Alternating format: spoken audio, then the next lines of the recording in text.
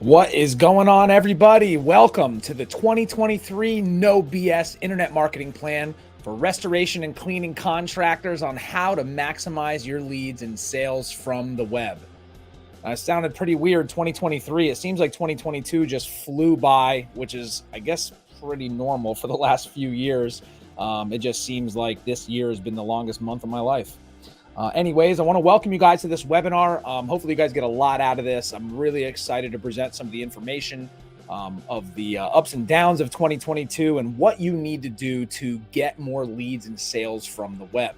Now, there's a good chance that if you're listening to this, either live on YouTube or LinkedIn, or you're listening to us on one of the streaming platforms, that you own or operate a restoration or a cleaning company, and you're here to get serious about maximizing your lead flow in 2023. So I want to welcome you guys.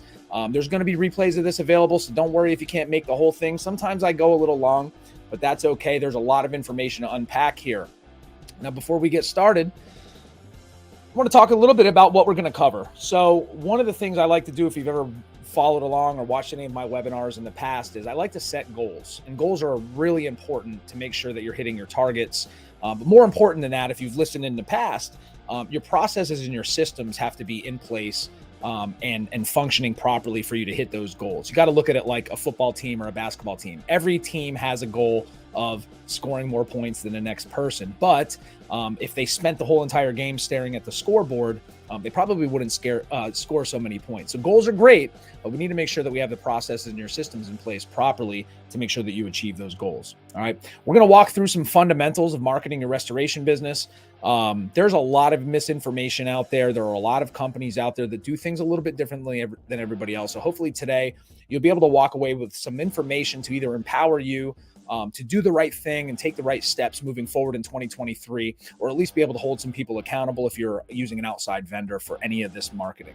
And then we're going to look at the big picture and how all this stuff ties together, on how you need to be operating and what you need to be concentrating on and spending your investment on in marketing to make sure that you're maximizing your visibility online. All right. Little housekeeping first. If you are watching live, hello. Make sure you shut off your phone, close out any other browser tabs, because if you're a restoration or a cleaning contractor and you want to get serious about getting more leads, then you don't want to have any distractions out there. We want to make sure that you're tuned in, you're taking notes, because there is a lot of information here and we don't want anything to be missed. But if you need to, check scores, go on Twitter, Facebook, whatever, you can check the replay out. That's just the caveat. But I would prefer that you're here and you're present and you're in the moment with us if you're serious about this. And also if you're driving, don't worry about taking notes if you're just listening in on the podcast. All right. And then for anybody that's tuning in, like we like to do, we've put together an internet marketing checklist that we built here just for restoration and cleaning contractors. And that's a free download. If you stay till the end, we will share a link with all of our posts and everything with this. So don't worry if you miss it towards the end. This is a comprehensive checklist.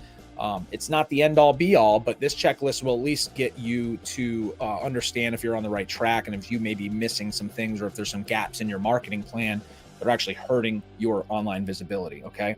All right. Who am I?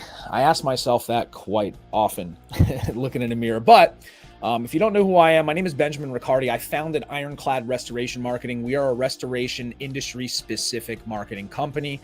We work with water, fire, mold remediators, cleaning contractors, indoor air quality contractors, public adjusters to help them maximize their leads and sales from online.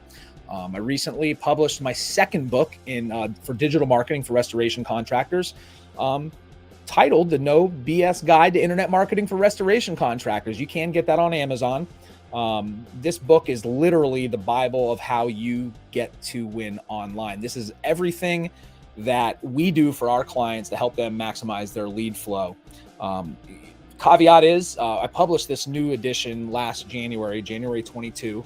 And I think within 2 weeks, there was like 15 algorithm updates. So there may be a little BS in there, but it's generally a good guideline for you to be able to just make sure that you're doing the right things, because there is a lot of noise out there. There's always a new software. There's always a new plugin or something you can do, or a salesperson blowing you up. But there are fundamental things that you need to be doing before you worry about any of those new shiny new objects. All right.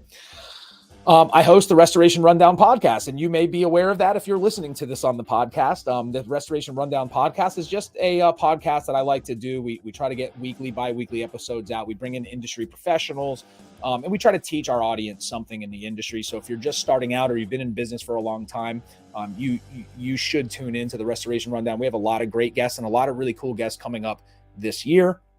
I've spoken at industry events and trade shows for restoration contractors. Actually, I have a big one, the Experience, coming up in May. We're going to be doing a pretty big presentation there.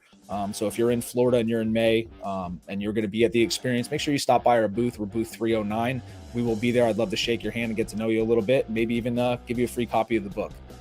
I have taken a leadership role. Leadership is very important to me here at the company. So I used to be and am a member of some business networking groups that we try to help other people out achieve their goals when it comes to their business. And like I mentioned before, Ironclad, we work with restoration, air quality, cleaning companies across the United States. All right. So now that you know who I am, and I guess and I also own a commercial site development company as well. So that's something great you got to think about. I am speaking when we do talk. If you haven't listened to us before, I am talking from a contractor's perspective, a little bit different of an industry than the restoration cleaning, but in general, you'll get the idea. All right. And this is what we do here at Ironclad. Ironclad Restoration Marketing. Our goal is to triple the sales of 1,000 restoration contractors in the United States. And, we're hopefully, with setting our goals for 2023 and beyond, we're going to hit that number sooner than later. All right, I got a question to start off. If you're thinking, just something to think about a little bit. I know you can't answer me directly, but if you want to ask a question in the chat. So what's been the hardest part about marketing your restoration or cleaning business online? Right. And a lot of times when we ask people this, there's a lot of options out there, right? Between search engine optimization, pay-per-click, buying leads from 33 Mile and Inquiry, LSA ads, SEO, Google Business Profile, social media. There is just a lot of noise out there. So it becomes a little unclear to where you are supposed to be spending your budget, right? And what stinks about that is some people don't have the luxury of time or money, right? So if you're spending money in one area because you've met somebody at a trade show or your buddy's doing well with them and you dump a bunch of money and you put all your eggs into one basket and it doesn't pan out, you're going to end up making a major investment in marketing with really nothing to show for it. All right. And that stinks. Sometimes that could be the end of your business, right? Sometimes that will put a sour taste in your mouth. If you are doing something, maybe it's the right thing to do. You're just not approaching it properly. All right.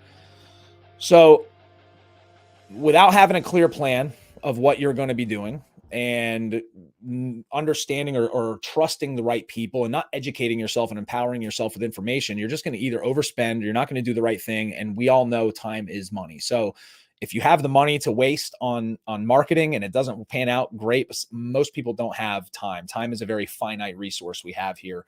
And if you're just starting out in a business or breaking off on your own, then this could mean, again, it could spell the end of your business. So there's an opportunity that exists with this, right? The opportunity is if you create a clear plan, you have targets, goals, and KPIs, key performance indicators, those things in between the goals to make sure you're on the right track. You will learn and understand how to generate enough leads to hit your targets and keep your trucks on the road. All right.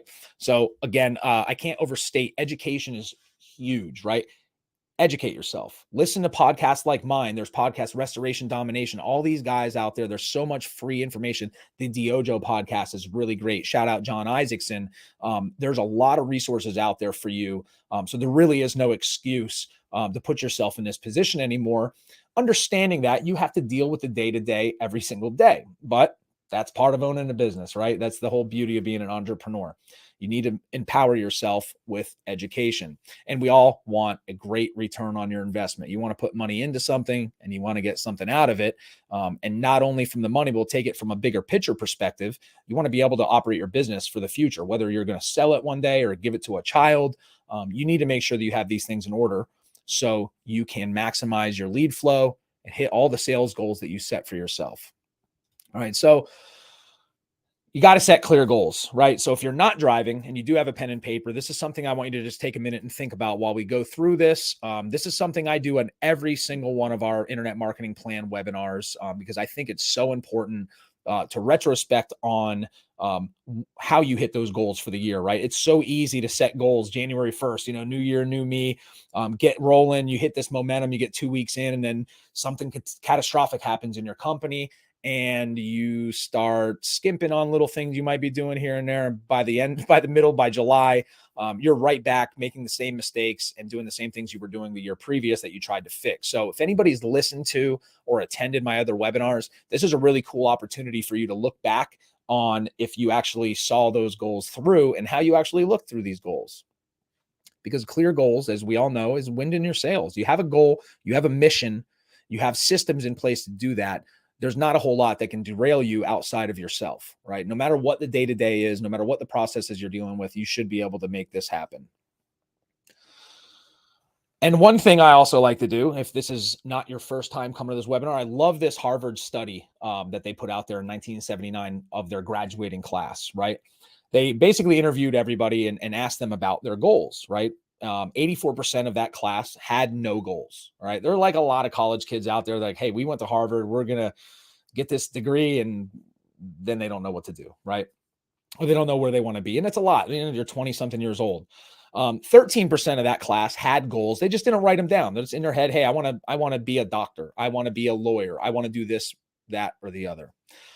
But out of that group, 3% had clear goals that were written down with a process and a plan to accomplish those goals.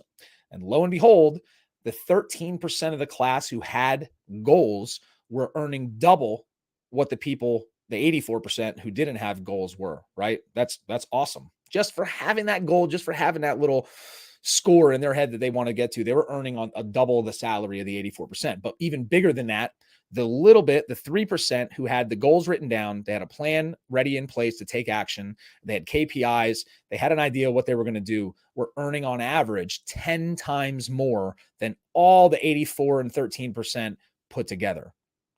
So if me rambling about goals wasn't enough before this would be something that's super tangible that you can take away and say, all right, you've talked me into it. Let's set some goals up. All right. So think about this for a second. What are your goals for 2023? And let's take it a little step further. Don't just say, hey, I want more leads. Well, you got to have a plan. Everybody wants more money. So you need to take it and you need to extract all the information out of that goal as possible and break it down into how you're going to get there. Take that boulder of making money and growing your business and break it down into chunks so it's easily digestible, right? So let's think about goals for a minute. Write them down. You need to have written goals and a plan, right? You need to set a minimum of a 1-year goal. If you're going to do anything, say, hey, by December 31st, 2022, I'm going to be hitting this amount of revenue with the company, or I'm going to have this many employees. Okay. But also it's a good idea to have quarterly goals, because remember, we talked about your main goal being a rock or a boulder, and you want to break that down. So the quarterly is going to break it down into smaller chunks, right? It's a little bit easier to digest. But I would take it even a step further and have monthly goals, right? You want to have KPIs. You want to have performance indicators in between then and now to make sure that you're on the right track, right? So if you're really doing this right and you are writing down your goals and your plans, then you should be able to have checkpoints back and forth. And also, too, it's really good to be able to pat yourself on the back every once in a while, and it kind of reinvigorates you and it reinvigorates the team to be able to get these things done. So you got to have that stopping point to reflect. How did you do, right? And if you even want to, we do weekly goals. You can do weekly, whether same thing if you're trying to lose weight, weigh yourself once a week. If you weigh yourself in January 1st and you weigh yourself in December and you're heavier in December, then you don't know what happened in between. But if you keep your fingers on the pulse and you keep these metrics, you're going to have a really good idea. It'll reinvigorate you, or it'll give you that come to Jesus reality check that, hey, we need to get ourselves together and make this happen.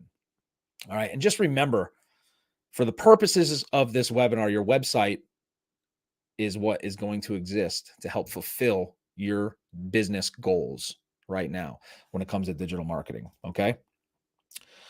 So what have you written down? What's your revenue target? You want 1 million, 5 million, then you're going to have to take it a step further and break that down. How much does that equate to monthly? How many jobs is that going to require weekly, monthly, yearly? So if you want $1 million in sales and your net job value is $5,000, you need to do plus or minus 17 jobs a month. Then you have to look at your conversion rates for your sales, whether it's online or just, your outside sales or relationships, and see, All right, well, we're closing 50% of our sales. Our website's closing 50% of the leads that come in. That means you got to have 34 phone calls minimum a month to really hit that goal of $1 million in sales. Okay. And that's just, those are just numbers I'm throwing out there. You're going to know exactly what your numbers are. So while you're putting these goals together after the webinar, because we're getting ready to dive into some pretty cool stuff, think about things like your close rate on your calls. All right. And really more so because of the purposes of this webinar, think about your website conversion rates, right? If you're using an outside vendor, an SEO company, or you're doing it yourself, and you're looking at things like the amount of organic traffic that's coming into the website. And let's say you get 50 organic sessions in 1 month. Well, how many phone calls out of the jobs that you did that month came from that, right? So if you don't know and you're not asking, you're never going to know this answer. But if you do know and you've got a good idea, you need to understand what your close rate is. And we're going to talk about this a little bit more when we get into the digital marketing side, because a lot of people try to put the Band-Aid on when their close rate sucks. What they're immediately do is they come hammer their SEO company or they hammer their marketing guy, and they want more traffic. We need more traffic. We need to increase that volume. Well, wouldn't it be better if you just increased your close rate? Wouldn't it be better if you increased your conversion rate? So now you could take that same 50 people that visited your website, and instead of one of them calling you, maybe you can get 10 of them to call you. You're going to be hitting your goals a lot quicker that way. And once you get to a point where you're converting a little bit better, then you can talk about increasing traffic. But typically, it's going to be relative to your conversion rates, meaning you are going to have to expand your company to be able to handle that kind of volume. Okay. And so again, look at your web conversions, look at your bounce rates versus your traffic. And for anybody that I'm losing right now, your bounce rate is just the amount of people that don't look past the first page of your website, or any given page that you're checking on Google Analytics. So, that just means they're not spending a whole lot of time in your site. And you got to do some things with your website to try to keep them there a little bit longer. All right. Are you having issues getting paid? Right. That's some things internally with the process you have to think about when you're thinking about your goals. And there's a ton of information again about this stuff. We had a guest, Jeff from Elkmont Estimates. They come in, they help you do things like that. They help you get your estimates out. And there's companies out there that even help you get paid. And then you got to think about that when you're talking about your digital marketing, how all those metrics play into the amount of jobs that you get to facilitate. So, like we talked about before, if you need to get 10 mold jobs per month and you convert 30% of those mold remediation calls and web leads, you're going to need 35 calls a month, just like we mentioned before. And then you got to think about how the hell you're going to get them, right? You have a goal. I want to get a bunch of calls. Well, what goes in between you sitting here making those goals and actually seeing those goals to fruition? So other things to think about when you're jotting this information down, and this is basic math. If you want to get really specific with your numbers, wonderful. But for you guys out there, for anybody out there that just doesn't have goals and they're running their business and they're doing a great job, but they want to see some increases, these are some things that you want to mull over once in a while to try to figure out how you can increase your conversion rates and how do you hit those metrics and hit those goals that you're setting for yourself. All right. So the goals are out of the way. Hopefully you've gotten some things written down. You got a little clarity on where you want to be this year and beyond. And I want to introduce you to something called the Ironclad Restoration Marketing Digital Omnipresence Method for the maximum flow of leads for your restoration business. We talked just a minute ago of how we are going to realize those goals, right? How are we going to get to X amount of calls per month? How are we going to get to X amount of revenue at the end of the year? Well, when it comes to digital marketing, we use the omnipresence method, meaning you need to be everywhere. Your online visibility is key. In this day and age, everyone is online searching out products or services. Everyone's online building their brands. Everything flows through a cell phone or a computer or some sort of device and connecting everybody, which presents a lot of great opportunities for people out there, especially in the service-based industry. So when you're looking at the omnipresence method, the bigger picture of that is you just don't want to put all your eggs in one basket. So if you are somebody that's run a business and you all have only ever done Facebook ads and you killed it, COVID came, Facebook ads were going off the chain outside of the AI shutting people's accounts down for nothing. But Facebook ads might have worked for you then. Well, there was a day, I think it was 2021 or might have been 2020, that Facebook went down, which included Instagram. All right, well, then where are you at? Those leads aren't going to be coming in that day. Those ads that you are running are not going to be seen. So having your eggs all in one basket is a no-no. You should be able to spread the wealth and collect data to understand where the best place is that you need to place your marketing budget. So we start off your website. Your website, we talked about before, is the hub of all the information. This is where everything flows through. That's where you get to talk about your company. That's your storefront in a digital marketplace. You want to dominate on the first page of Google via SEO, pay-per-click, LSA ads, and the map section with your Google business profile. Join industry associations. Listen, if you're struggling out there, join the IICRC, join RIA, join all your local organizations that have to do with cleaning and restoration. Go to trade shows, meet people. Don't look at other companies as your competition. Look at them as either a mentorship or a lesson in what you shouldn't be doing, which will help you either direction that you take. Okay. I can't overstate that. Join the associations, get active on social media, and you will see a big increase, not only in your operations, because you're going to learn something from somebody, but you're going to build a network of people that you can trust and you can lean on for information. And you'll maybe, avoid some of the missteps a lot of business owners out there take, not just in the restoration business, but like most small businesses fail. Just remember that. So if you're doing good, you've been around for a couple of years, give yourself a nice pat on the back. Overall, you want to be omnipresent. So not putting all your eggs in one basket, dominate the first page of Google, have an active social media, be in the industry associations, get yourself citations everywhere you can. Just make sure that your business is everywhere for what you do. Okay. So the first thing we're going to look at is your market, your message, and your media, right? So your market, who is your ideal customer? Listen, if you don't know who you're marketing to, you're going to have a really hard time marketing. And it goes back into those people that say, well, my goal is to make $10 million. Wonderful. Well, are you hoping to trip over it on the beach one day? Or are you really going to try to increase your leads and build a sustainable foundation for your business and grow that business till you get to that revenue target? All right. For everybody that I'm talking to today, for mostly, you're dealing with homeowners, right? You're dealing with people with property damage, or you're dealing with somebody that needs some cleaning done. But either way, you need to know who you're speaking to, and you need to address their pain points with your messaging. You need to give them a unique service proposition, the USP, right? What makes you different? Why should they do business with you, right? So you need to be able to see things through Joe to sell to Joe or Jane, whichever one. And until you do that, you're going to have a rough time getting this going. All right. So think about it. Write it down. Not if you're driving, but write down. Who are you trying to talk to? Are you trying to talk to homeowners with property damage, property managers? Are you trying to build relationships with insurance companies, plumbers, roofers? And then look at their fears, right? And these are all things that are applicable to your website and your digital brand, right? Most people are afraid of being ripped off or overcharged. Like, in this industry, it happens a lot. Sometimes it's not your fault. Sometimes it's a mismanagement of expectations. That's the way it goes in residential world. Residential construction is, or anything that has to do with residential service-based stuff is difficult. And I applaud all of you out there that are doing this stuff. Fortunately for my construction company, we're more based on the commercial side, so we don't have to deal with a lot of that stuff. A lot of people are afraid of having their home damaged more by having crappy work being done, right? That's normal. Everybody would feel that way. Or they had to wait for you forever, right? If somebody's kitchen flooded or they caught on fire and, you're supposed to show up within 24 hours and you don't show up for 2 days with a no call, people are afraid of that because it does happen all the time.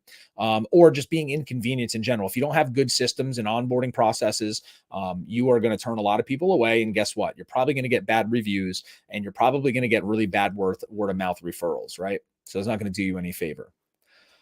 So now that you know who your target audience is, your target demographic, you need to craft a message, right? You need a message that's going to address those fears and show them that you're here to help them, right? So why should someone choose to do business with you versus your competition?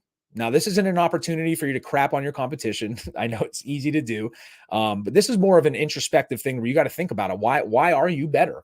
And does your website and all of your media reflect that? Okay. Do you have a 5-star rating on Google? That's really difficult to have, right? That's why Google weighs the reviews so heavily on your ranking factors, is because it's next to impossible to make everybody happy unless you are doing something nefarious, which I guarantee you will get caught on Google eventually if you're getting fake reviews and whatnot. Are you IICRC certified? Are you showing them that you're serious about your business? You have certified technicians, fully insured. Do you offer 24/7 emergency service?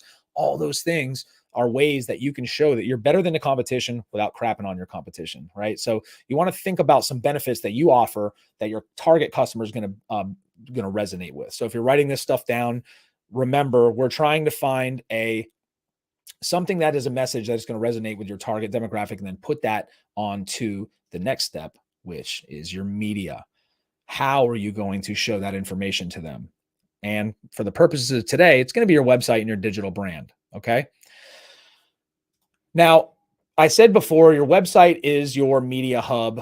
You got to remember, first impressions last. You need a professional looking website with the right messaging, optimized properly, to make sure that you're ranking well and everything that has to do with your business and trying to do your outbound sales is flowing through, right? So everything starts with your website.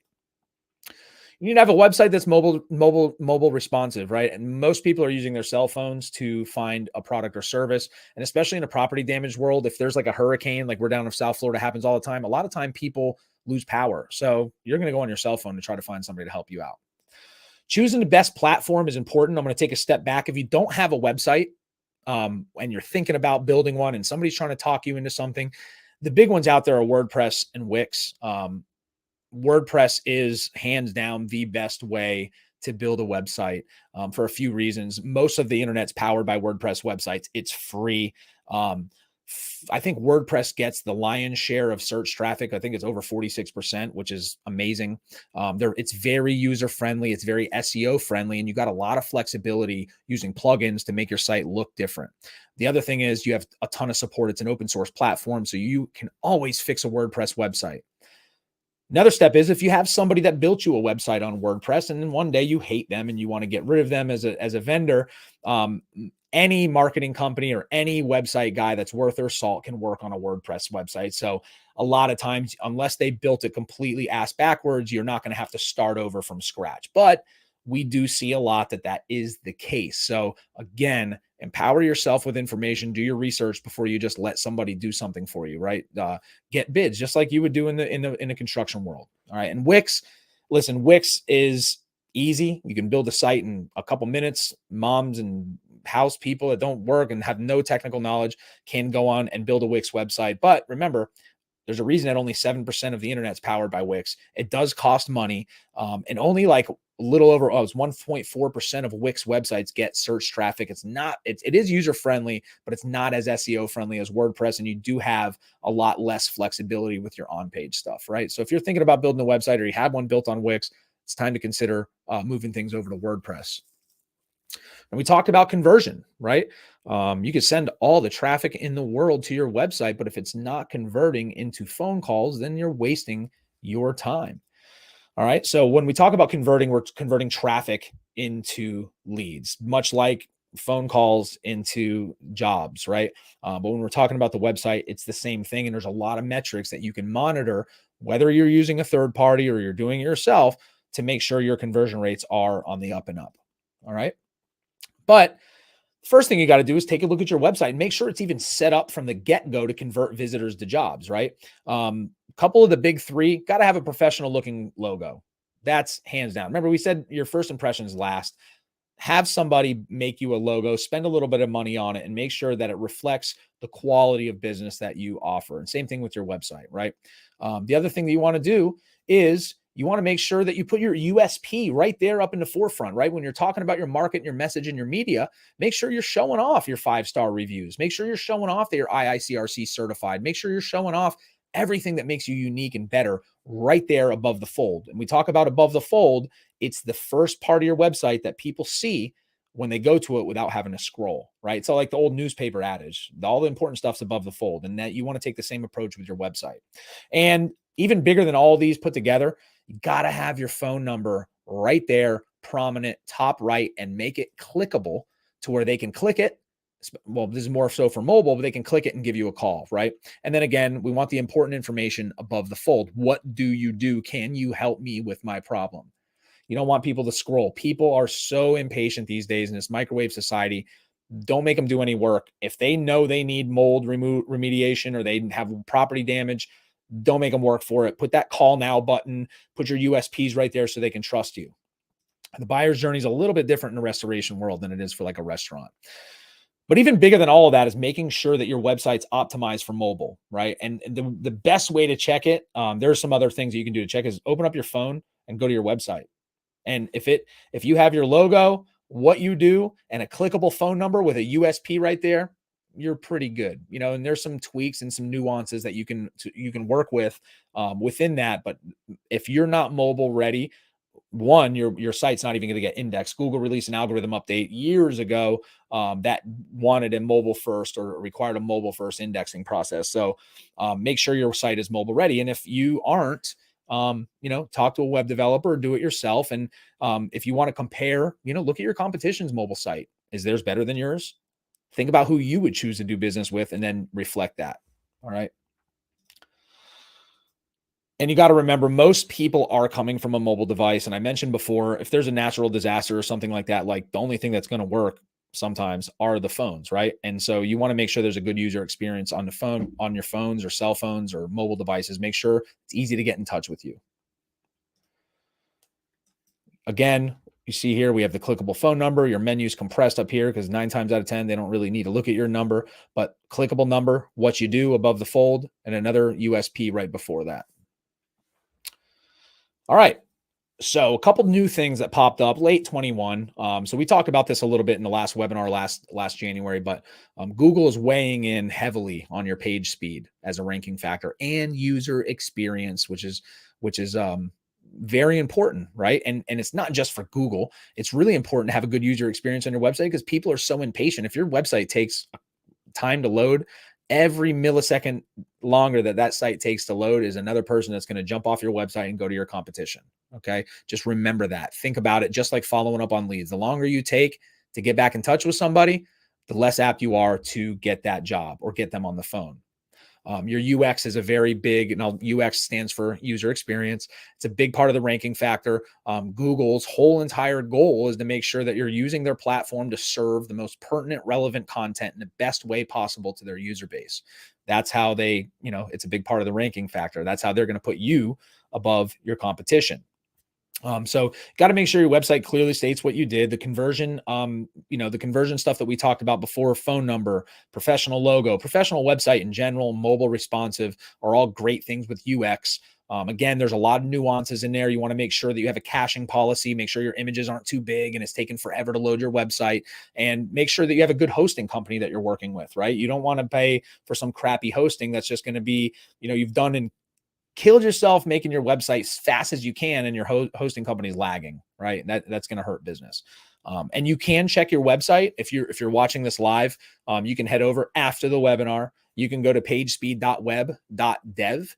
That's a really cool thing that Google releases, and you can put your website in and check desktop or mobile, your page speed. And here's one of our clients' websites that we did when they came to us. They were getting a page speed score or a page score of a 17, which is really bad. You see it's red. Usually red means bad with Google. After we did some optimization, just a good hosting, good caching, and image optimization, we got them up to a 98. And the cool thing is that'll give you a waterfall of what you need to do to improve that score. All right. So you want to keep that score on the high side. Above 80 is pretty good. You'll be better than most people out there. Most people set around a 20 to 60.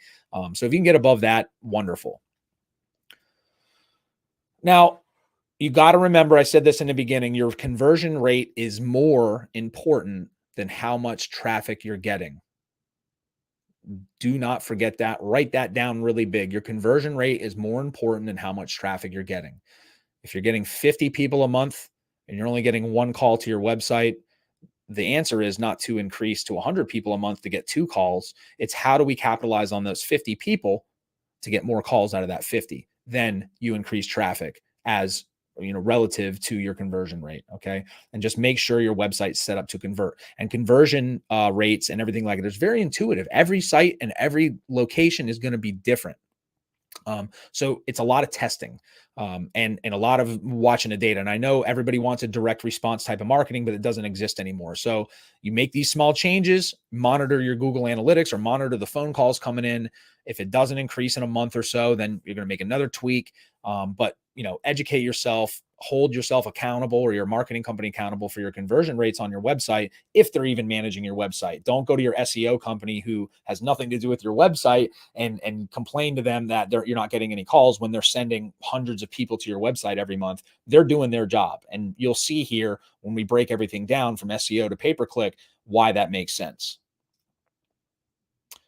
Well, speaking of which, how are we going to get you the most visibility online? Well, the name of the game is real estate, right? It's taking up as much real estate online as possible. And the person or the entity that has the lion's share of search traffic is Google. So we want to implement a strategic SEO and pay-per-click program, right? And what is SEO? SEO just stands for search engine optimization. It's the practice of increasing the quantity and quality of traffic to your website through getting better organic search results. And you got to think about SEO as a garden, right? It takes a big investment in money and time, and SEO takes a long time, especially in the cleaning and restoration industry that's very competitive. You think about it, everybody's doing SEO. So quality comes into play, and all those conversion factors come into play, and all the 200 other ranking factors for organic. But SEO is like a garden that's going to bear fruit year after year as long as you take care of it. And that's it. SEO is great. It should be the foundation of all of your marketing plans, right? And you got to remember, search engine algorithms change frequently. So your tactics and your SEO have to evolve with that. That's the beauty of what we do here at Ironclad. It's not always, a rosy green garden. Sometimes you go in and there's a pest in the garden and things are dying, and you have to have the right resources to be able to figure out why and then effectively plan to mitigate that issue to make sure that you continue to climb up. I think in 2021, there was 4,500 algorithm updates. So if you're somebody doing it yourself, or if you got like a big company that maybe doesn't specialize in restoration, they're going to have a hard time keeping their fingers on the pulse with the volume of clients they have. They have to educate themselves, and you have to educate yourself on what it takes to win. It changes so frequently that we have a team dedicated to just figuring out what's going on with it on these changes. But it's a very collaborative, intuitive effort. So before we get too deep into SEO, a lot of people we talk to really don't understand how a search engine is broken down, right? What's organic traffic? We know it's traffic coming from SEO, but what does that mean? All right. So when you do a Google search, like you can see up here, if you can see this, or if you're listening in, we did a Google search for water damage restoration, Chicago, Illinois, right? Google's going to serve up. This is what page one looks like. All right. The very first thing you're going to see are the paid listings, the Google ads, right? Google LSA, the Google guarantee ads, are always number one. They're managed via Google Ads, and we'll talk about that a little later. Then you have your regular search ads that are right below that.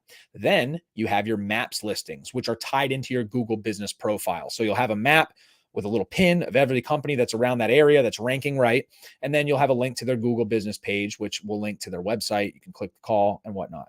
And then below that, below paid ads, below the maps, is your SEO or your organic listings, the non-paid holy grail listings that you want to have up there, your garden, right? You want to treat this like a garden and constantly take care of it. Like I mentioned before, organic search should be the foundation of your marketing plan. Without it, all of your other marketing efforts, when it comes to digital marketing on a search engine, are going to be kind of watered down, right? So you need to have a solid organic search optimization program in your company, whether third party or you're doing it yourself, because it gives you a competitive edge, right? It creates a flywheel on Google. Any good optimized content on a website leads to better search visibility, more clicks, increase your site authority, which Google's all about authority. And then your site authority is going to give your content a better chance of ranking. So if you're ranking well on organic search, it's just going to help your Google business profile, your maps rankings, and then it's also going to help with your ads, right? You're just the authority in water, fire, mold, or cleaning company. All right. So having the right content on your website is key.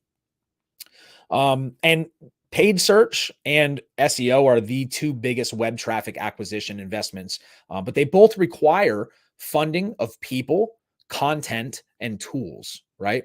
We talked about SEO being a garden before. Well, pay-per-click in the ads section is like going to the grocery store. We know that SEO, or if you don't know, SEO can take from three months to a year to really effectively rank. There's a lot of content that needs to be added. There's tweaks in the data. There's back-end optimization that needs to be done, and it has to constantly be monitored to grow your garden. Think about a garden. You got to till the soil, make sure you're planting in the right spot. Put the seeds in, water it every day, get good sunshine, make sure you're fertilizing it, and eventually that garden's going to grow. But if you just leave it, it's going to die. So you have to constantly work with it. So Whereas pay-per-clicks like going to the grocery store. Well, you got to eat while you're waiting for your garden to grow. So let's go to the grocery store and let's go buy some leads, right? So Google ads, pay-per-click are a great way to get some jobs in while you're investing in your SEO, that you one day can always turn off your ads, right? Your money that you put towards pay-per-click is more, you'll get a more immediate result, right? Just like the grocery store. But they have to be managed daily, hourly, and the ROI, I guess, in the big picture for SEO is much better when you're looking at a longer timeline, like 2 years.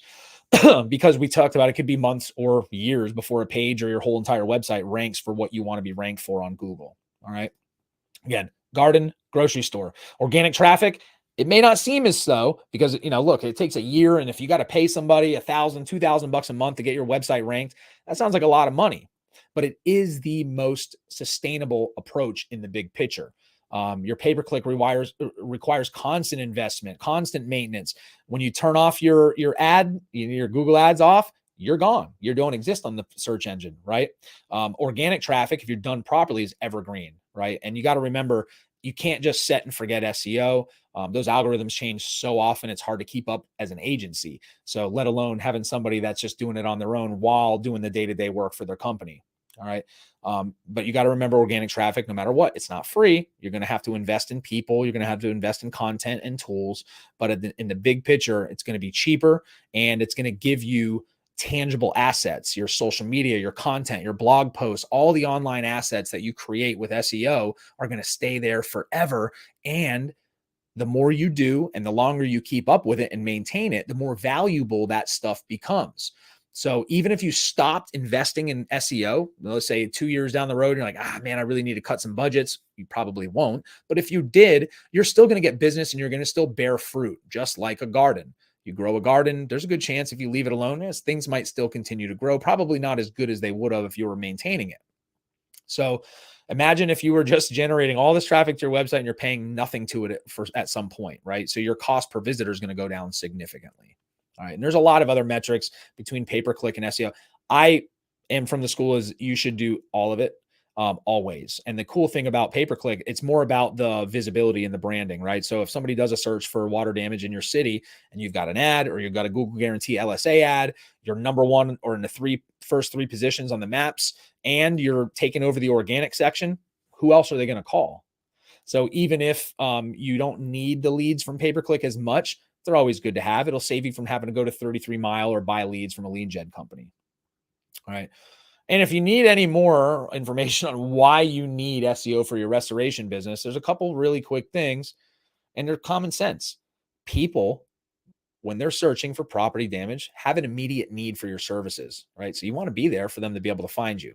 And you got to remember, I think it's over 90%, more than 90% of people use a search engine to find a product or service. All right. And this is funny. Google's changed their homepage a little bit. They used to have like page 1, 2, 3, 4, 5. Now it's an everlasting scrolling. But the best place, if you're looking to hide a dead body, page 2 of Google. And if you really don't want everybody to ever find it, go to page 3 or 4. And the same thing goes for your website. If you're not ranking on page 1, you're going to have a hard time getting leads online. One thing with SEO, don't let anybody ever guarantee you rankings. Don't ever let anybody guarantee you anything with SEO. It's impossible. In fact, if you search on Google, can someone guarantee a number one ranking with SEO?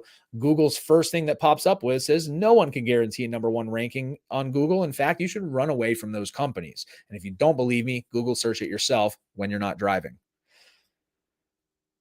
Because there's over 200 ranking factors. There's so many things out of your control. It's almost like you guaranteeing that every single person you ever work with is going to be happy with your services. There's too many variables. Restaurants can't guarantee that every person that sits down is going to love their food. And it's the same thing with digital marketing. We don't have any control. All we can do as an agency is use the best practices, educate ourselves on the algorithm updates and what's going to work, look at data, and make changes that are intuitive and relative to that to hopefully increase your visibility, right? Again, SEO takes a major investment. It takes a time investment, people, content, and tools, no matter if you're doing it yourself or if you have somebody else doing it, right? So how do you get listed down there in the organic section, huh? You're asking? Well, I'm not going to tell you. Just kidding. we're going to talk very briefly a little bit about how you can, more of a checklist of how to get listed in the organic session, what Google's looking for, right? You want to keep Google or the search engines happy. I keep talking about Google. Maybe some of you guys use Bing or Ask Jeeves or whatever, any of the other browsers, DuckDuckGo. Google set the gold standard for search a long time ago. So there's a really good chance, and they own 99% of the share of online search, right? So if you're worried too much about Bing or DuckDuckGo or any of those other search engines, don't. Google's standard for search typically trickles down to those other search engines as well. You may not have the same exact rankings that you do on Google as these other guys, but you will be ranking pretty healthily on those platforms. But just remember, it doesn't matter what you think about Google. It doesn't really matter. It's your demographic, your target audience is going to be probably using Google to find you. All right. So the first things first, you got to have a website. You got to have an optimized website with the right content. Content is king when it comes to SEO. You got to have who you are, what you do, where you do it at, and everything in between. You got to be creating backlinks and citations. That just means a link. And we'll talk about this, that is on another website that links back to your website and vice versa. You got to have a really good user experience and good page speed, and you got to have mobile first design. All right. User experience is a big factor. Your good content, helpful content was a big update last year. Google's helpful content update. A lot of people used to just use these plugins, especially in the restoration industry. Buy these plugins and software would just spit out content. Well, Google's trying to get rid of this AI generated content. So you'll get better rankings. You need to have backlinks. Your page speed, remember, is a factor. That has to do with your hosting. We use HXC hosting. They built us out a custom SEO hosting package that's just their servers super optimized, cached. It's great, and we see really good results from it. But there's a lot of great companies out there. Just make sure that you do a little due diligence and learn a little bit about hosting before you just buy anything. Don't skimp out on your hosting. Don't like, oh wow, that's $299 a month. Make sure you're understanding what you're doing. You'd rather spend $25 a month and actually get results versus $299 a month just to be there and check that box that your website's hosted. Optimize your website for speed. There's plenty of plugins out there that do that. An effective caching policy, and minimizing your images and making sure you're not over bloating your website and making it slow is important. All right. So you got to have an optimized homepage, right? Optimized means from a back-end perspective, how Google reads your website, you have to have it properly coded and titled so they know where to put you. Your value proposition, your USP, what makes you different, needs to be above the fold.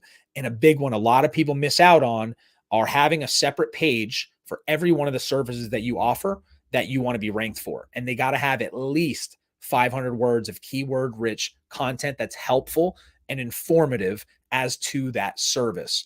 A good way to check is go do a Google search in your area. Whoever the top 2 ranked companies in the organic section, look at their service pages and look at those ranked pages and do a word count, how many words, and read their content. And you'll see that Google's really given preferential treatment to those people that take the time to put enough content out there to teach their audience. And you got to have the proper on-page optimization. Same thing we talked about before.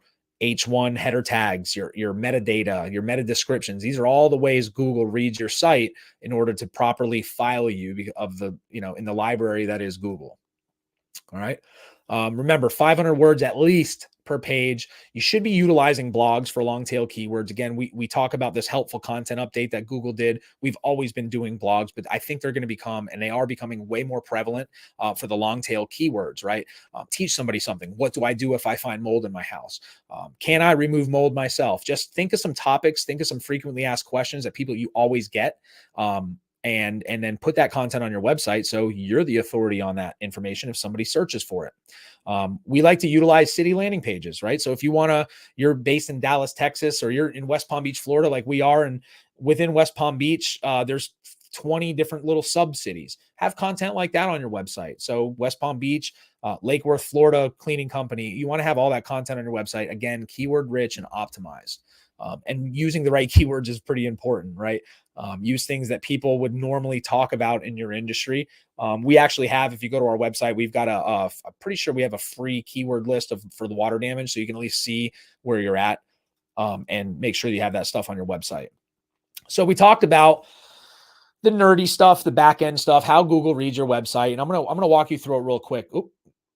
Sorry, I switched slides there. So I'm going to walk you through it real quick. You got to make sure you have the proper title, header, and meta tags. You want to use a mix of internal and external links inside the website. So link within your own website and then out from your website to things like your social media and your Google business profile. Remember, this is going to be pretty technical, but if you're using a WordPress website, there's a multitude of SEO plugins that'll automatically kind of get this. It makes it really easy for you to set it up. All right. So your ranking URL, this is when you're doing a Google search, and this is a Google search for water damage restoration in Dallas. That's the URL of the page that they're ranking in your organic section. Pretty straightforward, right? Then you have your meta title. So in the back end of your website, this is how Google reads your site. This is your meta title. This is the meta information that you're putting into your website to say, Google, this is the topic that this page covers, right? Serve Pro of Northeast Dallas, water removal and damage restoration in Dallas, Fort Worth. Then you have your meta description. So your description of that page, and there's constraints. Every SEO plugin is going to tell you how many words you need to put in your description. But listen, think about it. You only have so much room. It's like a tweet. You got a certain amount of characters to write what you do for Google to kind of understand what it is that you do to rank you. And other people that are finding your website on search are going to be doing the same thing. So you got to make sure these things are in order. Again, there's plugins that handle all this stuff for you. You have to put the information in. So we talk about backlinks, right? A backlink's a link created when website links to another. Makes sense, right? They're either called, then some people call them inbound links, incoming links. Some people call them other things that you don't even know, but effectively they're just, different websites that are sending a link to your website.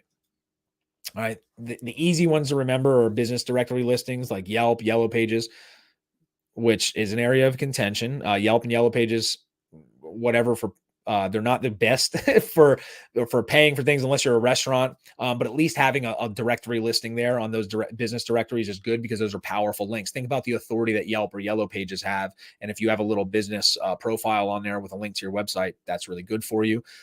Your Google business profile is a really good link that you can set between you and your website, and it's with Google. So I think they would like that a lot. Your social media profiles. You may not use social media. You may not agree with social media, certain platforms, but it'll behoove you and it'll be helpful for your business to create business profiles on every single social media platform that you can possibly think of. Not Yelp, Twitter, Facebook, Instagram, Pinterest, YouTube, all the new stuff that's coming out, Rumble and all these other ones are coming out. Just set yourself up a little business profile. Make sure you have that profile and a link to it on your website as well. And the bigger ones, the industry association listing. So if you are a member of the IICRC or RIA or some local associations you have or regional associations, make sure that you have a fully built out business profile on their page, but make sure you're also linking from your page to that business profile. So the more links that you can have coming into your website and out from your website and then linking within your own website just shows authority and it helps your ranking quite a bit. All right. We talk about blogs and city pages. The blogs help with the long tail keywords. They're, hey, what do I do if I find mold? And then you're able to link them to your mold remediation page through really helpful content. Google loves fresh, pertinent, helpful content. The minimum, try to get a blog one time a month, right? And we'll talk about this later, but you want to syndicate that blog. Don't only put it on your website, post it on your social media, put it on your Google business profile as well, and link all back to your website and back to those pages within your website. And the city landing pages, like I mentioned before, are just keyword-rich pages on your website that combine your core keyword, water damage restoration, with a specific location, like water damage restoration contractor in Dallas, Texas. And if there's a little sub-city out of Dallas, then you can have a little blog or a city landing page that has water damage restoration contractor serving X city, right? And make sure you have the right kind of content, keyword-rich, and at least 500 words. Now, what's PPC? All right. So we talked a lot about SEO. SEO is the practice of getting your site ranked in the organic section. It is the foundation and should be the foundation of any of your digital marketing plans. And we likened SEO to a garden, and we talked a little bit about pay-per-click being the grocery store. So, hey, listen, it sounds great. You're going to make me number one on Google for everything I do, but you just told me it's going to take 3 to 6 months to even a year to do so. What the hell am I supposed to do in between? Yeah, I'm going to make some relationships with some plumbers and real estate agents and get referrals from buddies and an XYZ, but I need to eat now. I'm hungry, right? Well, that's where pay-per-click comes into play. It's the first section on Google that pops up when you do a Google search. It stands for pay per click, right? So you pay when somebody clicks on your ad. You bid on keywords, and then you get placement on Google above the organic and map sections. And again, you got to think grocery store. Pay-per-click is the grocery store. You can turn it on or turn it off as needed. There was a bunch of storms that just hit up north with and they're having a lot of frozen pipe issues up there. That's a perfect opportunity for you to run some Google ads if you have a website with that service on the website. Man, that pay-per-click stuff just really it'll be like throwing gas on a fire. You can still run ads without it. You still need landing pages and whatnot, but that's a great example. We have hurricanes down in Florida. We get a big major storm.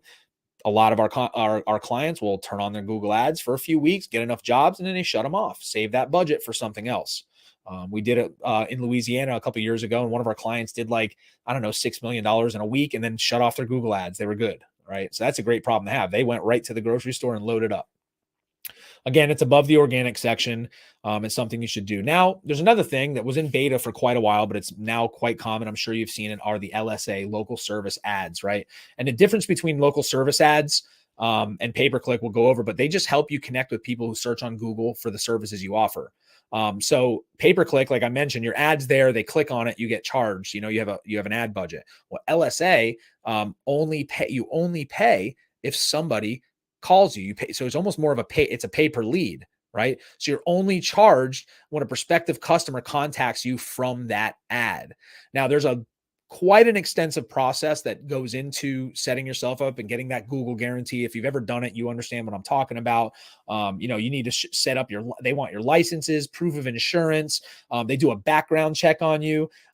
They just looking at criminal history. I mean, literally everything. They're vetting you out. Google is doing the work for your clients that are going to hire you, right? You have to have a minimum of 3 reviews to even get approved for LSA, right? So they're really stringent on who they allow in this section. It is the first section you see. So it's a very valuable place to be. It's like having the biggest billboard on 95 next to where everybody gets on in one of the major exits. All right. But the important thing with LSA, if you go through the whole process, we've seen this before. If you go through the whole process and get approved for Google Guarantee and LSA ads, you have to follow up with those leads immediately, because if you don't, you are not going to get listed and Google's going to pass those leads on to somebody else, right? So if you're going to put in the work, make sure you have the systems in place to be able to facilitate those leads when they come in, because it's a hard and tough hole to climb yourself out of if you are not following the rules with Google. All right. So again, SEO is the garden, pay-per-click and LSA are the grocery stores, and you need to have a healthy combination of both to win. So to do so, you need a website that's optimized, mobile first. You got to build your foundation of visibility with SEO. Use your pay-per-click, your LSA ads to get your leads now while you're waiting for all that stuff to bear fruit.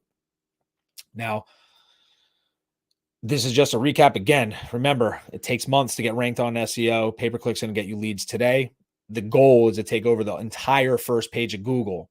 And there's one place we didn't talk about, and this is our map section. Okay. So we talked about ads. We talked about organic. Now we're going to run you through the map section here, which is now, because of the algorithm update last year, maps and your Google business profile. And for all of you that maybe not be following around, Google business profile used to be called Google My Business. It used to be called Google Places. It used to be called Google Plus. They changed the name quite often, but it really is a powerful way and a free way, if you're doing it yourself, to get leads and get online visibility. And again, you need to have a combination of all 3 of those things: pay-per-click, Google business profile, and your organic section to dominate the entire page 1. All right. So the GBP, I'll say a lot. Google business profile is an integral part of your online marketing strategy, right? It helps you. It's what gets your business listed in the map section, which newsflash, if in the service-based industry, most people are going to go with that, right? They're going to look at whoever's listed in the map section and in the top 3 sections, because they don't have to click this little button down here that says more businesses. They see the number 3. We call that the snack pack. Your Google business profile, and it's free, right? So if you just put in a little bit of work, you're going to be much better than most people. And you got to remember, most home services come from Maps results. All right. They are a prominent section on the mobile search. You know, a lot of people are going to pull their phones out. They'll see a couple ads on their phone. I think there's less ads on mobile. There may be more now. They change it quite often, but your map section is big. Typically, people aren't going to scroll past the map section for home services. And because of this latest algorithm, I think it was late 21, and throughout the first quarter of 21, or I'm sorry, late 21 throughout the first quarter of 22, this algorithm update correlated your maps and your organic rankings kind of a little bit more together, or at least it gives you more of an opportunity to piggyback off each other to get better results overall, and in the organic search. So we found with some of our clients that were doing the Google Business Profile Management, when done effectively, we saw much better increases in organic traffic rankings just because of that. And people that were doing pay-per-click, Google Business Profile, and SEO were even getting better results than that. Even though Google says pay-per-click and organic aren't tied into each other, I have a hard time believing that based off the data that we've seen. Again, most home service traffic comes from maps. Um, and we talked about the algorithm, but you got to remember too, you can do all the work in the world. You want to rank and say your service area is 20 miles around from where your location is. Google's going to give preferential treatment from proximity. So before this algorithm update, you used to be able to kind of game the system and get rankings in places you really weren't. So Google put a smackdown on a lot of people last year. If you've noticed, I think most people got their Google business profiles suspended in 21 because of that. And also they're using a lot of AI to scan these profiles and make sure you're following their guidelines. So you want to make sure that you're utilizing your Google business profile effectively, is even more so. So if you don't have one, jot yourself down a note to claim one. All right. So how do you do it? Well, first step is you have to have one, right? You have to set it up, properly optimize it, and then verify it, and then monthly manage it, just like tilling a garden, right? And verification process is different for everybody depending on whether you have a storefront or if you just set a service area. Optimizing your profile is important. Make sure you have pictures uploaded. Make sure your logo's there. You have a cover photo. I like to do all of these things and optimize the profile completely before we even try to verify the account with Google, because it's a pain in the butt to get shut down. We were finding a lot of new profiles last year when they weren't built out and we went to verify them. We'd get the postcard in the mail, we'd put the code in from Google, and boom, they'd suspend the account, and we'd have to go through a very lengthy and comprehensive appeal process to get these profiles reinstated. All right. So make sure you're optimizing your profile. And that means filling out the right phone number, right address or service area, the right services, putting photos of your storefront, putting photos of your vehicle, putting photos before and after of jobs. All that stuff helps. And then there's an option on there, which is really cool, to enable call tracking and messaging. So Google even allows you to track the calls that come from your Google business profile, and customers can message you directly. We have a ton of clients that we manage that some people don't want to pick up the phone and call, and they're maybe have anxiety about getting sold something, and they'll shoot a message to be a little bit more passive with it. And we see it come in a lot more so with water and mold stuff.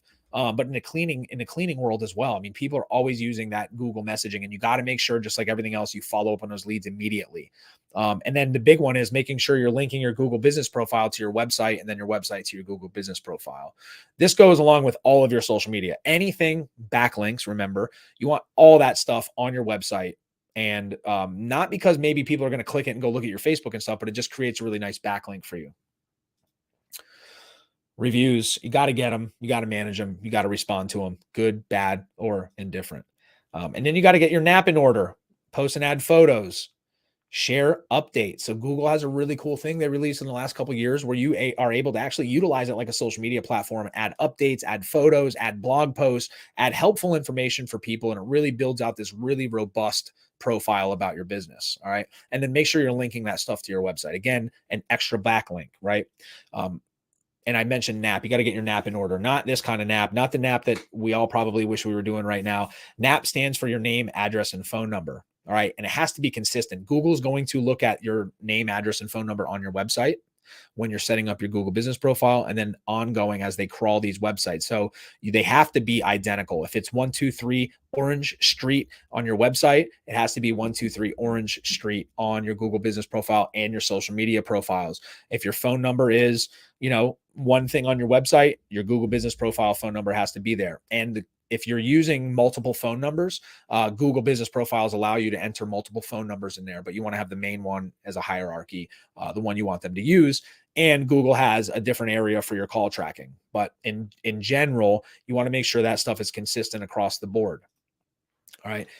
We mentioned the social media type way that they're doing Google business right now, you got to treat it like a social media platform. A lot of people take time. They upload a ton of stuff to Instagram and a ton of stuff to Facebook, which is great. But let's face it, and we'll talk about social media in a little bit, but social media, and the people aren't going on Facebook or Instagram to find somebody to do property damage. Like, the last thing I'm doing if my kitchen floods is going on Instagram and trying to find a restoration contractor or a cleaning company to come dry out my carpet. So you want to make sure you're treating your Google business profile like that, right? You want to add photos, show off your work. If you're running any specials for cleaning, that's where you want to put it, as well as your social media. There's value there, and I'll explain that later. But Google should be the first place that you put this stuff. Do it regularly. Google, we mentioned AI. Google has a really cool thing that they do with photos. So let's say you're doing a water damage restoration job and you get there and you've got the job. Your tech takes a picture of the flooded kitchen and uploads it to your Google business profile. And write a little caption. Hey, here's a water damage restoration job in Dallas, Texas that we're on. Here's the step-by-steps, what we're going to take. Visit our website or call us to learn more, or if you have any issues. Well, Google's going to take that photo, and Google's AI can actually scan that photo, tell what's in it. So water damage or a flood, use those keywords to help rank your stuff better in the organic section if your site's together. And with the caption that you wrote and the link to your website, it adds a lot of juice to your SEO foundation and gets your site to build in organic rankings. And not only that, from a conversion standpoint, if I have property damage and I find your Google business profile, and then I see, wow, they're also below this in the maps, and they've got an ad, and I look at that post and say, well, these guys do this work, and wow, they've got great reviews. I'm going to call them, right? So it helps with conversions as well. But the big thing is, and then add your blogs. If you're paying somebody to do SEO and they're blogging, they're putting city pages, put them on your Google business profile and add a link to it. It's going to help. It's going to help with the organic rankings, and it helps with conversions. It helps with keeping you top of mind when somebody's doing a Google search. All right. And just make sure you're building out your entire Google business profile with everything that we mentioned before. And the big one is get reviews. Reviews are huge. They're really hard to get, but getting consistent reviews to your business, positive reviews, are crucial. And a little review hack, have people put a picture up of what you've done in the review, right? Write a keyword. Hey, these guys came, did water damage restoration. This looks great. Look at my kitchen now. That's going to really help you out a lot, getting rankings on the map section. All right. One of the ways that we help people get reviews, or we tell people what to do to get reviews, is text or call them or ask for that review as soon as the job's done, and continue to text them, email them, and call them until they leave you a review or tell you to leave them alone. All right. So recap Google business profile. Use it, get one, verify it, manage it, put photos on it. Remember that Google's going to use the EXIF data from your photos to geolocate where you took the photo. So if you're trying to rank in a city that may be outside of your storefront, that's really a way that you can help get yourself ranked on maps, because you serve that area. And if you're following all Google's best practices and guidelines, you're going to do really well in the organic section as well. All right, social media. A lot of people say, well, how the hell can we leverage social media to get more business? Well, like I said before, a lot of people aren't going on Facebook and looking for a restoration contractor or a cleaning company unless you're running Facebook ads, and then you're putting a kind of an invasive ad in their feed. So you got to be really lucky to find that person who's scrolling and probably killing time at work, and then throw that carpet cleaning ad or or a water damage restoration or a flood, and you're like, hey, you know what? I got a flood. Let me give these guys a call. There's a lot of value there for that stuff. And it's more the top of mind mentality, right? They see your ad, they see you're active on social media, they see you have positive reviews. It just completes this complete circle of the omnipresence method that we talk about. You have your website, you're part of the associations, you've got a great social media presence, you're killing it on Google Maps, you've taken over page one of Google completely, and you're active. It just helps with conversions, and it helps with your visibility. You're spreading the wealth. All right. Make sure you claim all of them. I told you before, claim a Facebook, claim your Instagram, claim a Twitter, claim a YouTube, LinkedIn, Pinterest, whatever social media platform you have, and make sure you add those links to those pages onto your website. All right. So how do you do it? What do you post? Right. So what kind of work do you want to get? You should be posting things relative to the types of jobs you want to get. Don't make it personal, regardless if your political beliefs or things that you think about social media. People they're not going online most of the time or on Instagram to find a property damage restoration. But man, if they did, let's keep it business. Let's really keep our eye on the prize. Here's a screenshot of our Instagram on Ironclad Restoration Marketing. Every single day, I post something, whether it's a video of me giving a tip or a trick or a graphic promoting something that we're doing for your industry. Show off before and afters. Screen capture a 5-star review and put that up as a Google post. All right. Use a blog post your SEO company is doing, put that into a social media post and help people. The rule of thumb is you want to have 7, and don't always ask for the sale. So the rule of thumb is you want to teach something, answer questions, give some tips, give them best practices. The rule that I put in the book, and the rule that I tell everybody is use the 80-20 rule or 75-25 rule. And the 80% of your posting needs to be helpful, valuable content. And then every once in a while you ask for the sale. I can't tell you how many contractors out there were looking and their whole entire feed is just promoting themselves. Call today, call today, call today. And really it doesn't offer any substance. They're just going to get banner blindness to that. And nobody's going to look at it or pay attention. But if you're putting videos up, it's really easy to make a video with your phone, put a video up, teach people something. You're going to see a lot better benefits of that. And I even implore you to open a YouTube page and make videos. Teach people what water damage restoration is. Teach people about your company. Put those videos on your website. People are more apt to watch a video than they are to read anything or listen to anything at all. Right. So even if you're not comfortable in front of the camera, who cares? It's about having that content there and creating that link and creating this circle that Google's going to like of trust and authority. Video is one of the most powerful things. Imagine if you had a video on your water damage restoration page talking about your process, what to expect, and you're answering all these FAQs. Google's going to love that. And guess who the second largest search engine in the world is? YouTube. And they're owned by Google. Wow. So use their platforms. They love it. It's good. Get out of your comfort area, videotape jobs, explain processes. People will watch it and you're going to stay on the top of their mind. If they ever have property damage, you're going to be the person they think about. All right. Make sure, we talked about users are more likely to watch a video showing off your work, get some case studies, get a client. What's better than a Google review? Having somebody on camera tell everybody out there that they have to use you. You can talk about yourself till you're blue in the face, but when somebody else does, that's worth its weight in gold. All right. And then syndicate that content. Don't just take the video, throw it on your YouTube. Don't just post it on your Instagram. Take that video, whatever it is, or picture or photo of a job, put it on your social media, put it in a blog post, put it on your Google business profile, put it on YouTube, add it to your LinkedIn, put it everywhere. If you're going to go through the trouble of recording yourself on camera or writing a blog, then why not get the most juice out of that lemon as you possibly can and use it across all platforms, especially when we're talking about being omnipresent. Well, use up that content. There's so many things you can do. If you record a 5-minute video explaining your company and services, you can cut that up in 1,000 different ways and use it for 1,000 different things to provide value for people, right? So just don't overthink it. Hook them. Tell a story, ignite pain or pleasure, give them a solution and then a call to action at the end. Don't start off introducing yourself. That's one thing that I'm so guilty of that back in the day.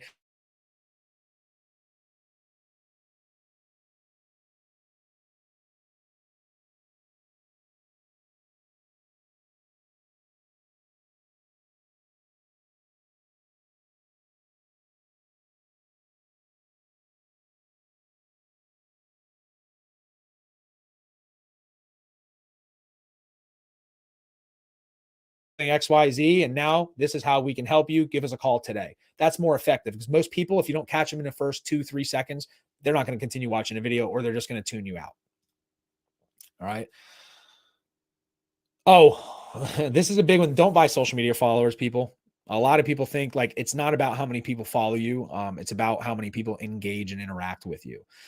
If you look at my YouTube channel and I was worried about how many people were watching my videos, I would probably be pretty depressed. And a lot of people will tell you the same thing that are online and doing this sort of thing. We don't get a lot of views, but I'll tell you right now, a good majority of our clients that we have now or prospective clients or people we talk to in the industry have watched, do watch, and do follow along. If you buy social media followers, one, you can get your account shut down. So that sucks. But two, think about it like this. If you're going to run Facebook ads or YouTube ads or something like that, or Instagram ads, and 90% of your followers are fake, you're advertising to profiles that don't exist. Right. And then when you put a post up, if you have 20,000 followers and every one of your posts, there's only one like on it, you're not getting any engagement at all. So just like increasing your conversion percentages instead of increasing traffic, don't increase your follower count. You need to increase your engagement by putting the right content on there, right? So don't buy followers. That's just, set. I have a lot of clients that have done it, not necessarily in the restoration industry, but back in the day in my old agency, there was some out there that just needed that look and say, wow, I've got 50,000 Instagram followers, but it's kind of worthless. All right. And like we talked about before, the whole goal, the overall big picture is being omnipresent. We talked about putting all your eggs in one basket, right? So if all of your efforts went into SEO, right? Let's think about that. If all you've ever done for your business is build a dope website, hired a company to do SEO, and you were getting good results, and you got rid of them, or that SEO company didn't stay on the up and up, and a major algorithm update happened, like the mobile first algorithm update, or the Panda update, or the keyword stuffing update, all these updates that shut down people that are trying to game their system, and you lost all organic traffic, you had nothing going on, you're going to be in a really bad position. Okay. But if you had that going on and maybe SEO went away a little bit, but you were running Facebook ads, you're out there going to industry association meetings, you're on YouTube active, you're active with your Google business profile. Well, you still have a lead source coming in, right? While you figure out what's going on with SEO, fire the company, or whatever you need to do. So you just want to be able to spread it out. Remember, Facebook went down, Google went down. All these platforms are just platforms. They can go down just like your website. They can have a server shut down and boom, you're gone. Twitter went down. So if you concentrate solely on one channel, you're going to have a really big problem. So you want to take the omnipresent channel approach and just be everywhere. Just like me, I'm everywhere. Everything that I do, all these videos that I make, man, we really put them all over the place. So you really can't escape me. You're always going to have to listen to me. So, you want to dominate all those different channels. Again, I say it all the time. Don't put all your eggs in one basket. There's so many digital marketing options out there. Use them all. If you can afford it, use every single one of them. And then find out what works best for you. Be data driven, not emotion driven. Don't make knee jerk reactions when it comes to marketing, because there is no such thing as a direct response type of marketing anymore, outside of pay-per-click, because I guess it's pretty close. So make sure you got the website, you're doing SEO, Google business profile, you're running pay-per-click, you're active on social media, you're active in the industry, doing some B2B stuff on LinkedIn, you're out there shaking hands, going to trade shows, you're doing everything. You're making videos about your business, you're teaching people something. You want to be using everything, and then introspect on the data that you're getting in to see where you're going to spend your money and your time the most. If you're getting most of your stuff from SEO, well, then you understand that. That doesn't mean those other channels don't work. It just means that, hey, I need to be really cognizant of the organic traffic coming into my website and my conversion rates, because I'm getting a lot of traction here. All right.